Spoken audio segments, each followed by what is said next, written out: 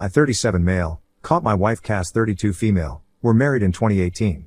We met a few years before that through business because we are in the same industry. I love her more than everything. The reason I married her was because I had major turmoil in my life and she stuck with me. We had a small break before we got back together. When we started talking again, I found out my father was indicted in a cold case murder.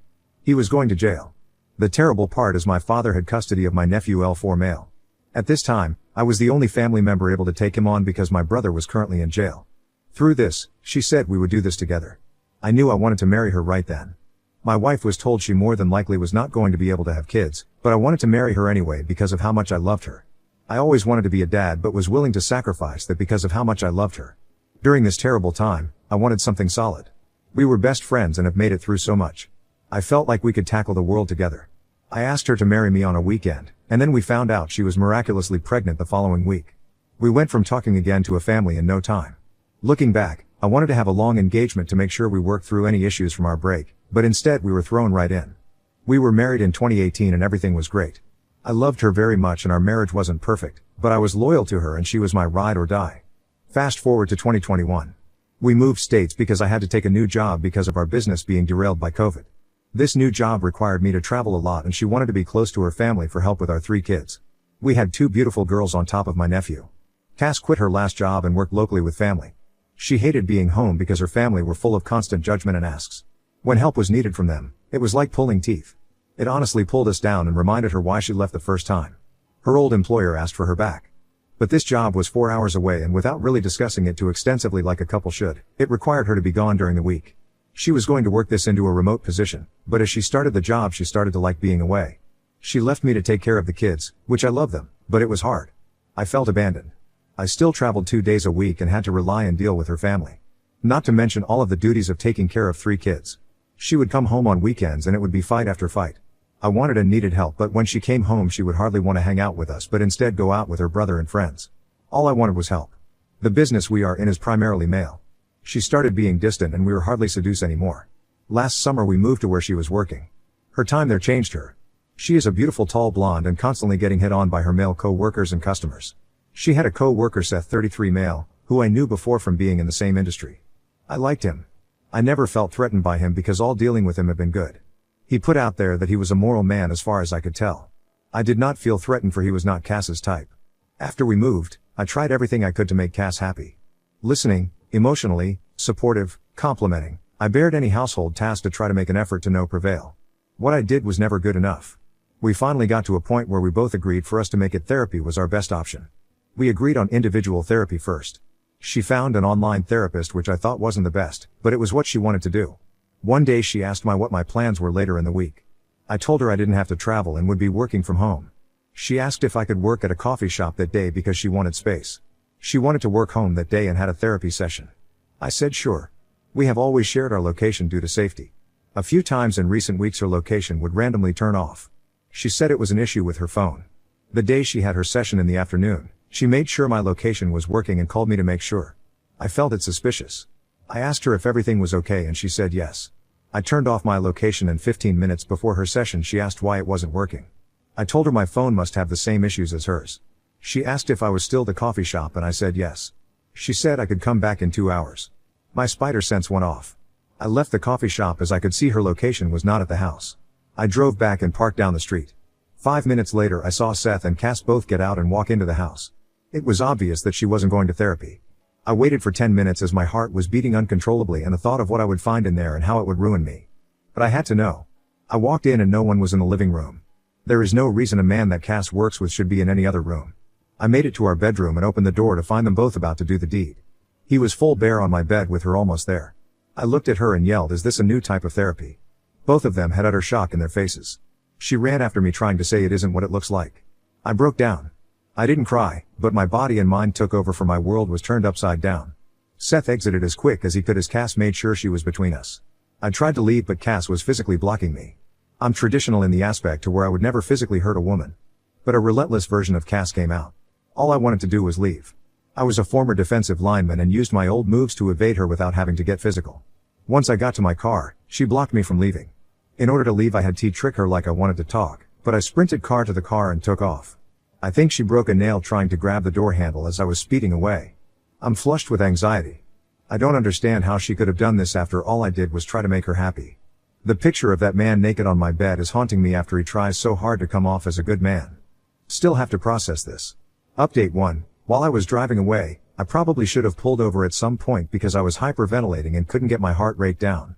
However, the first thing I thought of were my kids. I immediately drove to their school and picked them up. At this point, I was getting bombarded with calls and text messages from her. I decided to block her. My only thought of the situation was, where are my kids and were they going to be okay? Even with what I just saw, I still was thinking about what was best for them. Under my supervision and control, I could make sure that they were okay. I needed them now more than her, and she could spend the weekend by herself wallowing in what she has done. Once I got the kids, I drove to a family member 2 hours away. This happened on a Friday and I was able to take a weekend and have time with just me and my kids. During this drive, I started to get calls from her mother and she was our mediator. The only thing I told her to say was the kids are safe. I told her not to share anything else about our situation or where we were going. It was Cass's choice to break up the family. I felt she didn't warrant that info. Mother-in-law agreed and told Cass kids were safe. I was emotionally dead inside. The only thing that brought out positivity were the kids. We did a bunch of activities through the weekend and had a great time together. They wondered where their mom was. I told them that this was a weekend for daddy to spend time with them. I still wanted to put Cass in a positive light and not to be spiteful to their mother. Kids eventually make their own mind up. Found out later that she was worried because of the emotional state that I was in and would somehow hurt the kids.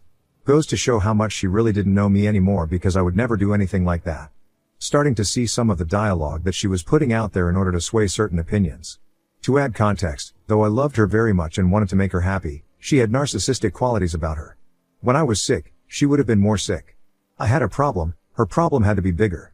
Cass decided to adopt my nephew with me, but I believe that this was a tactic to lock me down. At that point in my life, I was very successful, and had a lot of good qualities that I believed someone else would want to find. During our break, she realized this and saw this as an opportunity.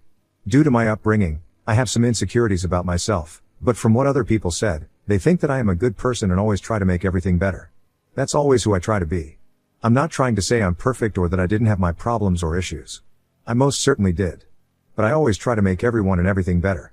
My nephew became a problem to her. Since we jumped into being a family with finding out that she was pregnant, and adopting him at the same time, I believe she had some animosity because of some of her life was stolen from her. Their relationship was always rocky. He was never right in anything that he did. I think that he has some underlying issues now because of their relationship. I was constantly having to defend him for him just being a kid. He did have some issues that I do believe were valid, and we got him the appropriate care. When you get a kid into the mental health system, it's always slow and rocky because everything is trial and error for kids so young. I did my best to see all sides of the situation, but it didn't matter and I was usually stuck in the middle. To give you an update on Seth. He is married with a few kids. He does work in the industry. I am not sure what I'm going to do yet. I still can't help but think of the person that he put off and finding him in my bed like that. I do know that he has blocked me on all social media, so I'm assuming that he's doing damage control to make sure that his wife doesn't find out. However, the 10 minutes in the car before I walked in, I found out a way to contact her for a worst case scenario. The power of the completely ruining somebody scares me, but if that's the right thing to do, then is what I will do. Ruining somebody has its advantages and disadvantages, but also seeing him potentially get away with this also, it's gonna be tough to do. I would also like to let everyone know, for my own benefit and to protect myself, I did record the whole situation on my phone. I have unblocked my wife and have had very limited contact, as I told her I don't really want to talk this way. I let her talk to the kids on the phone so she can let them know that they are missed. I'm planning on having a face-to-face meeting with her and writing everything down that I have an issue with, and letting her know that. A lot of you were saying just take it to a lawyer, and I think that is ultimately what's going to happen. However, I believe this one-on-one is going to give me closure and a direction moving forward. The other advice that a lot of you have given is to get a paternity test on my kids. I can say, with the utmost certainty, that these are my children. They look just like me, the timelines check out, we have the same birthmark between the three of us, and the color of hair isn't something that could be questioned. In the beginning, I truly believed that she did love me or love the idea of me. I don't believe that she would have screwed that up. But just for all of our sakes, I still might do the test to leave no stone unturned. Some of my close friends that have given me great advice in the past have told me that I'm doing the right thing by not acting rash. With the video I could totally ruin her and Seth, but what would I do to my kids? Regardless, I am going to be able to put some stipulations on how we move forward one way or the other, and I'm trying to figure out what those are. I'm not trying to get back with her, I'm trying to find the best way to move forward for our kids. Update 2. I have many people calling me a simp because I didn't react emotionally. But I always found the best revenge to be methodical and with a lot of thought. I finally had a sit down with Cass. Both of her and Seth gone into defense trying to protect themselves as much as they possibly could. I have the upper hand and also know exactly what I'm going to do. First off, I did an at-home paternity test. Both of the children are indeed mine. There was some doubt based on what the Reddit community was saying, but I got the truth. When I arrived at the house, the first thing that Cass wanted to do was give me a hug. I denied her.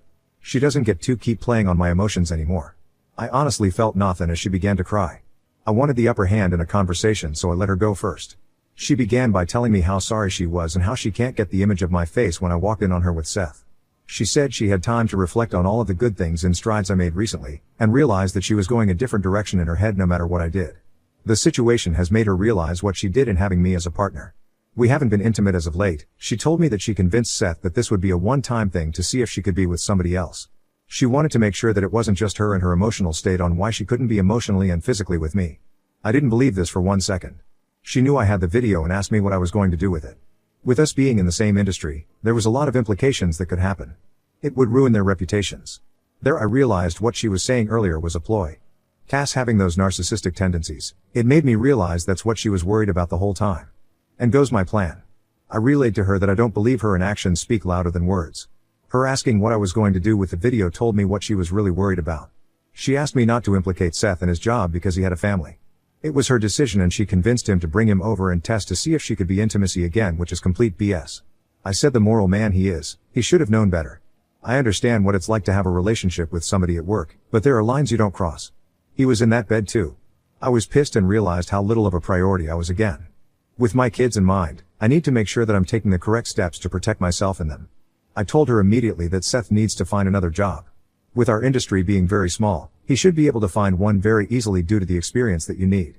If he doesn't do this, this video is going to go to his work and to his wife. She deserves to know.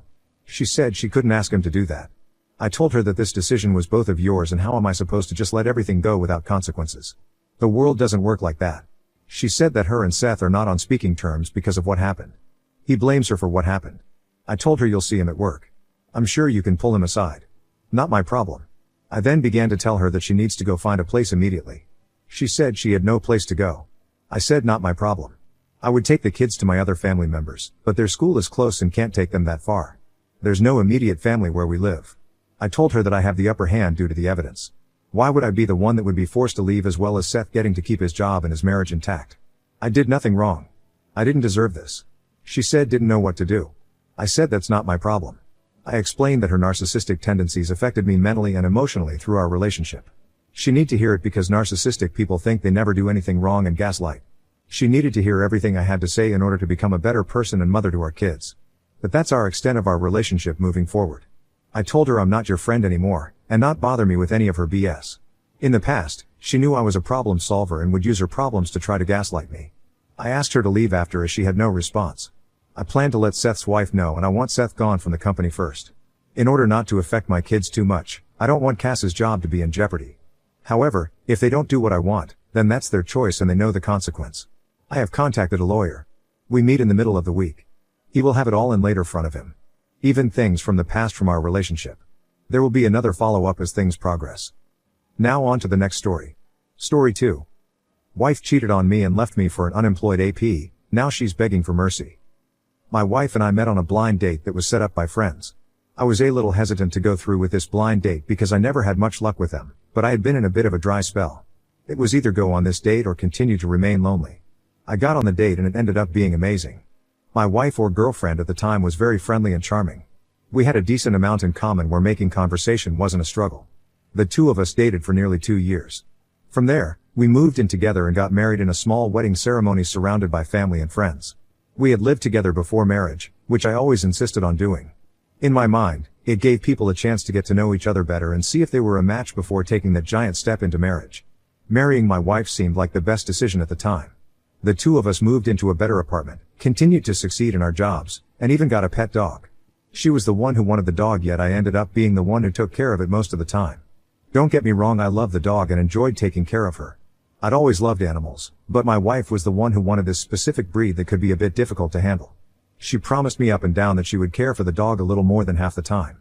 However, I was doing over 90% of the work when it came to our pet.